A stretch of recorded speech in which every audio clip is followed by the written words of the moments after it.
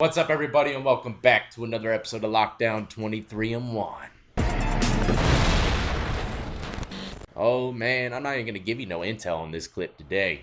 You're gonna have to find out all on your own. But we're heading to California to see a block that I never even knew existed. A lot of y'all might have seen it because it's got a lot of views, but I haven't. And you know, I gotta give you my 2 cents on this. I haven't really tackled this issue, so let's get into it. We've all heard about the terrible violence and assault that can happen inside jails and prisons. Yes, we But have. we got rare access into an unusual wing of the Men's Central Jail that has a very different culture. Unusual, you say? Meet a few of the inmates of Unit K6G. We got Erica here. Hi, Erica. Hi. They are Erica, among the nice to 400 meet gay, you. transgender, or bisexual residents who live separately from the jail's general population. Do you think that establishing a ward Look at that for hawk. gay, transgender is really important for our prison system and jail system? Absolutely. Absolutely. It's critical. We don't have to worry about being attacked in the middle of the night because we're different and because people are afraid of us. Dino's the ringleader. You can tell. Some big muscly guy gonna come and get you and hurt you because you look like you're a prey. Doesn't happen here. Nicholas Stewart showed me around. Do you Sounds pretty safe, huh? Relaxed, chess games and card playing, everything just the swinging.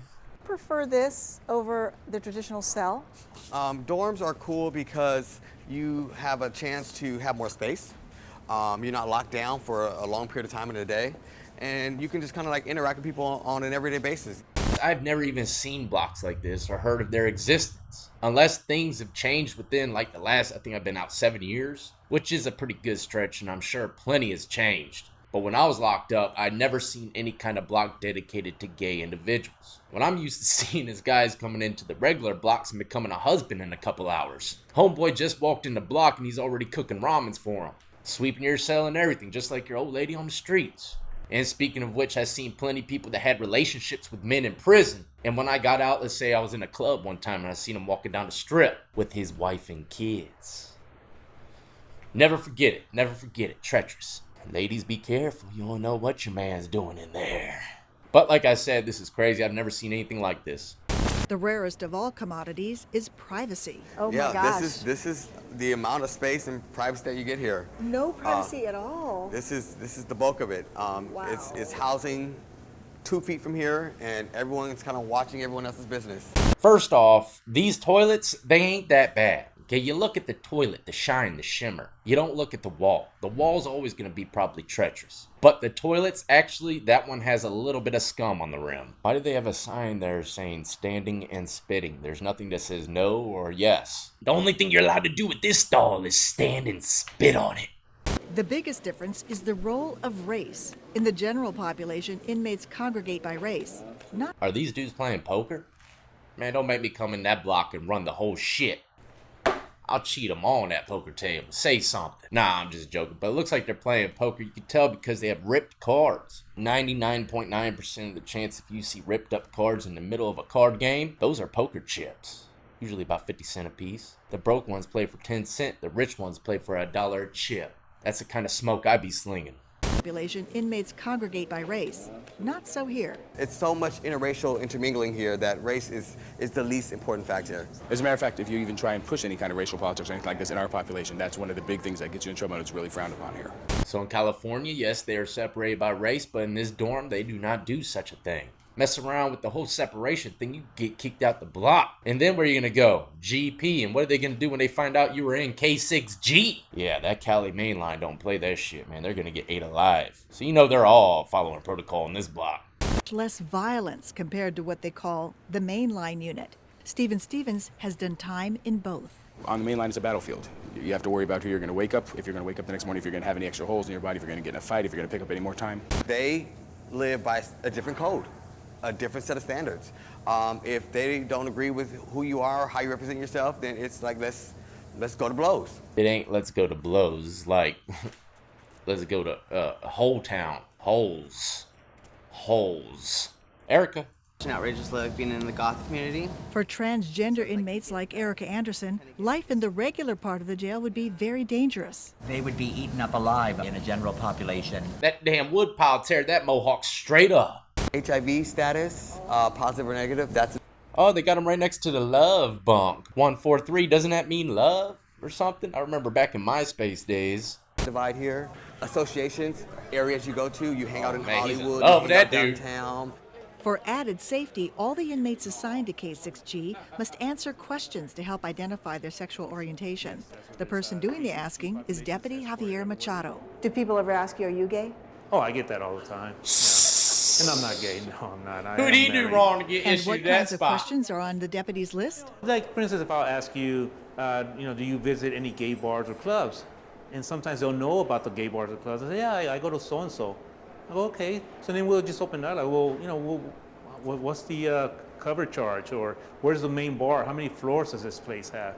And that's where you see them backpedaling. All right, so some of y'all might be lost. Why are the deputies asking these questions? It's because a lot of guys try to get in this block for safety and they're not even really swinging that way. And if you don't answer these questions right, then you're not going into the block. That guy has the keys. Just like gangs, they get G-checked by their big ups. If you don't say the right shit, you're not a part of it.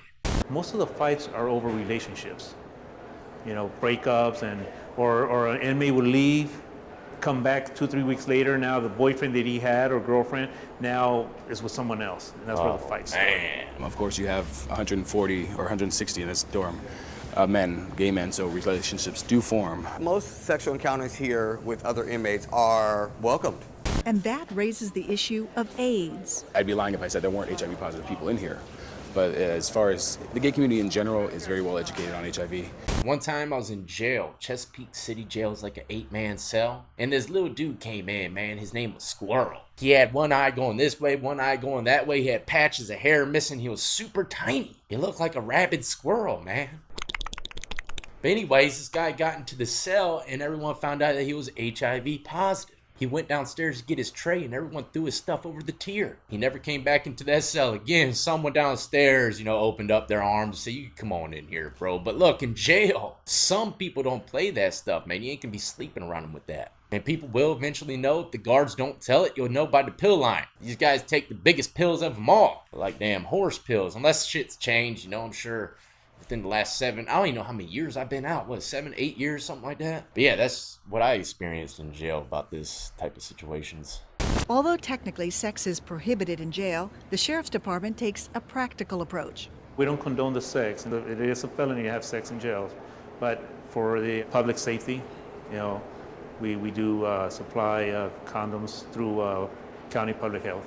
The jail don't condone it, but we're gonna steady pump you with condoms. Man, what do you think they're doing with them condoms? I bet 80% of them damn things are being recycled to the normal main line so they could do some suitcasing. But look at all them phone jacks. You ain't never not using the phone in there.